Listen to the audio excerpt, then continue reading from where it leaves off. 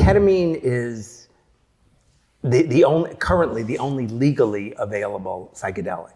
And what's really important and special about that is, as we'll hear later, there are tremendous amount of potential for people who have personal experiences, personal growth experiences.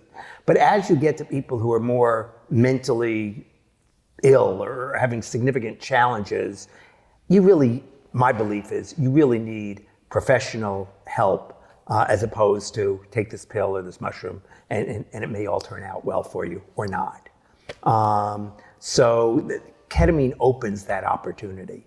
There are currently other opportunities being pushed forward. MDMA for post-traumatic stress disorder, which looks like it should be approved next year. And that's been a long process. Psilocybin for treatment resistant for various forms of depression and potentially for anorexia and other things. But ketamine is really sort of the state of the art at this time, where you can find a top professional who's able to administer and work with you. And how do you do that, Marni? Yeah, and I think just before how we do it, I think one of the things that's really nice about ketamine compared to some of the other psychedelics is that you can take ketamine, you can use ketamine as a treatment while being on other medications.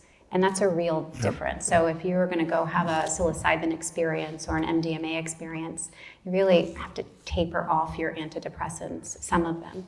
And so with ketamine, there are some things we need to be aware of, and we have to be really cautious with that. But it's available to people who already have depression being, treated with medication. So that's a big difference.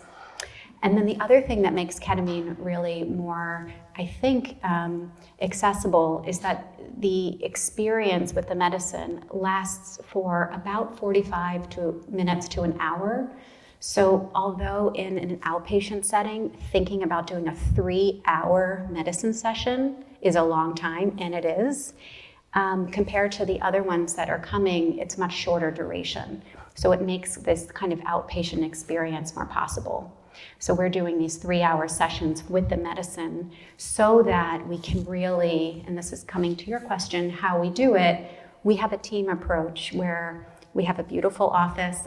I've been creating it for the last 2 years with a lot of love. It's a very warm, inviting. Some of my patients come in, they're like, I feel like I should take off my shoes. I'm like, take off your shoes, So it's a really lovely space, and people feel very warm and cozy and held.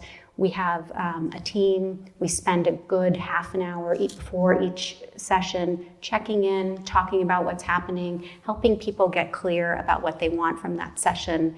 We often call that setting an intention.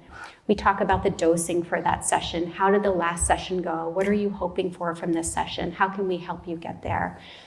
We talk about music. So our guides are actually, we have wonderful playlists. I'll give you a couple samples today. And the music really, really brings people into themselves. It's a really big part of the experience. So we choose music carefully, we curate for people, we have playlists that we use. And then the session lasts for about an hour, and then afterwards we have an hour after to really help people come out of their experience in a really safe, held way, talk about what they experienced. As the medicine is wearing off, people are in kind of more of an open, softened place. Their defenses are a little softened. And it's a rich time for people to talk and share about all the things that are really hard, and in the ways that we all walk around keeping ourselves really safe and perfectly, coiffed and wondering how we're being received by the person. Like all of that kind of melts away for a while, and people can really talk about what's going on in a really meaningful way. And so that's the 3-hour session. And before those sessions and after those sessions, we also do psychotherapy to prepare for those experiences, which are really deep and profound. And then a few days later, in ketamine, there's a critical learning period after. And so we try to meet with people within that period to help them talk about how it's showing up for them after they got home. What are they noticing? What are they bringing into their lives every day? What do they want to start putting into action based on what they experienced in their session?